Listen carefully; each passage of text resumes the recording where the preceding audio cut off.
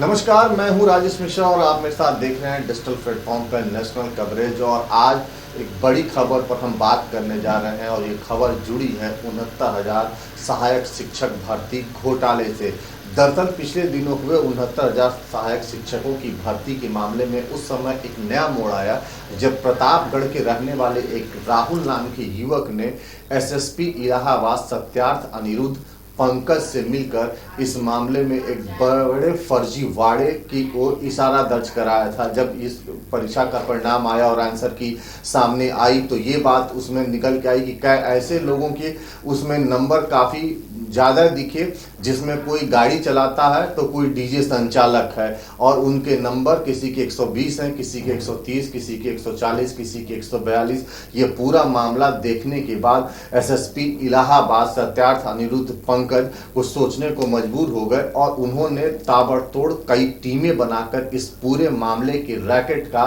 खुलासा किया था। इसके साथ इस पूरे टीम की जो अगुवाई कर रहे थे वो खुद एसएसपी इलाहाबाद सत्यार्थ अनिरुद्ध पंकज कर रहे थे और उनके साथ इस मामले में दो और तेज तर्रार वहां पर जो एएसपी हैं, आईपीएस अधिकारी हैं, वेंकटेश साहब और अनिल यादव इस मामले में लगे हुए थे और बहुत चंद दिनों या यूं कहिए कि कुछ घंटों में इसके परिणाम आने शुरू हो गए थे। इलाहाबाद के कई, माफ कीजिएगा, प्रयागराज के कई बड़े संस्थानों के जो प्रबंधक हैं वो इसके चपेटे में आए और इसी में एक बड़ा नाम आया था चंद्रमा यादव का। ये व्यक्ति एक बड़े कॉलेज का संचालक तो है, साथ ही साथ इसके बीजेपी में एक बहुत बड़ा कनेक्शन था। उत्तर प्रदेश सरकार के जो स्वास्थ्य मंत्री हैं उनका ये आधिकारिक तौर पर अपने प्रतिनिधि रहा है। ऐसा उन्होंने जो कई पोस्टर्स अपने बनवाए थे इनके स्वागत के लिए स्वास्थ्य मंत्री साहब के लिए, उसमें स्पष्ट लिखा हुआ है प्रतिनिधि स्वास्थ्य मंत्री सिद्धार्थनाथ सिंह। और इसके बाद ये मामला एकाएक हाई प्रोफाइल होता चला गया था। इसी कड़ी में बीती देर रात उत्तर प्रदेश सरकार के द्वारा जारी एक आदेश जिसमें 14 आईपीएस लोगों के ट्रांसफर किए गए हैं और उसमें एक नाम है एसएसपी इलाहाबाद सत्यार्थ अनिरुद्ध पंकज का। मूल रूप से रोहतास के रहने वाले सत्यार्थ अनिरुद्ध पंकज 2010 बैच के आईपीएस अफसर हैं और काफ़ी सख्त, क्रिएटिव और तेज तर्रार अधिकारी माने जाते हैं। इसके पहले वो एसएसपी एसटीएफ भी रह चुके हैं, इसके पहले एसएसपी मथुरा जैसे कई बड़े शहरों की कमान संभाल चुके हैं। ऐसे में जब उन्होंने इतने बड़े शिक्षक भर्ती घोटाले की रैकेट का खुलासा किया, उसके बाद उनका जो ट्रांसफर किया गया और ट्रांसफर में अब उनको वेटिंग में डाल दिया गया है जो एक तरह से सजा का प्रतिरूप माना जाता है और इसको लेके राजनीति गर्म हो गई। और राजनीति क्यों गर्म हो गई है? दरअसल जब ये उन ट्रांसफर ऑर्डर पब्लिक डोमेन में आया तो अखिल भारतीय राष्ट्रीय कांग्रेस की राष्ट्रीय महासचिव और उत्तर प्रदेश की प्रभारी जो आजकल यूपी के हर घटनाक्रम पर फोकस रखी हुई है, प्रियंका गांधी जी ने उनके नाम को मेंशन करते हुए एक ट्वीट कर दिया है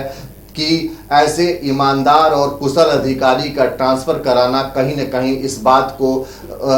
की ओर इशारा करता है कि भारतीय जनता पार्टी और सरकार में बैठे जो लोग हैं वो घोटालेबाजों को संरक्षण दे रहे हैं। प्रियंका गांधी के ट्वीट करने की देरी थी कि इसके बाद एक से एक बढ़ के सारे कांग्रेस नेता, जिसमें पूर्व वरिष्ठ नौकरशाह पीएल पुनिया भी शामिल है, तमाम बड़े लोगों ने इनको इस पूरी उनके ट्वीट को कुछ लोगों ने रीट्वीट किया और नए सिरे से इसको ट्वीट किया गया इस पूरे मामले को कि आखिर सत्यार्थ अनिरुद्ध पंकज का तबादला क्यों किया गया है।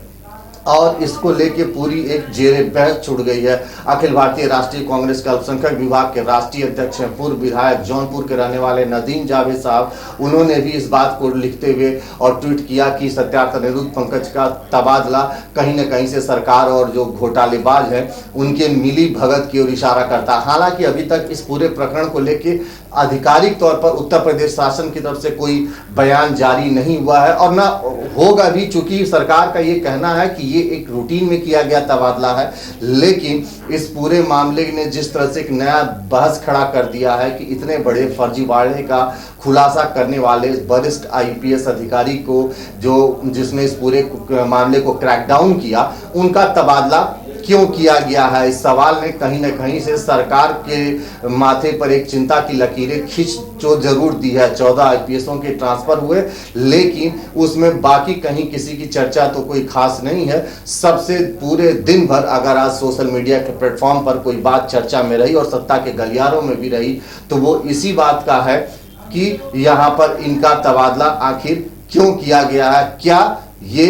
इस 69,000 सहायक शिक्षकों की भर्ती घोटाले के खोलने में कई भाजपा के नेताओं के नाम सामने आने के बाद इस मामले में सत्यार्थ अनिरुद्ध पंकज को बलि का बकरा बनाया गया है। ऐसे में ये सवाल अभी गूंजते रहेंगे सत्ता के गलियारों में जब तक इसका कोई जवाब सामने से नहीं आता है। हालांकि इन सबों के इन पूरे घटनाक्रम के बीच में अपने तबादले की खबर के बाद एसएसपी इलाहाबाद ने जो प्रयागराज पुलिस है उसके ऑफिशियल ट्विटर हैंडल पर यह लिखा है कि इतने दिनों में जो प्रयागराज की जनता का प्यार मिला, जो सहयोग मिला, पुलिस टीम को उन्होंने धन्यवाद दिया है और सबका आभार जताया। आपको बताते चलें कि पिछले साल अगस्त में सत्यार्थ अनिरुद्ध पंकज को इलाहाबाद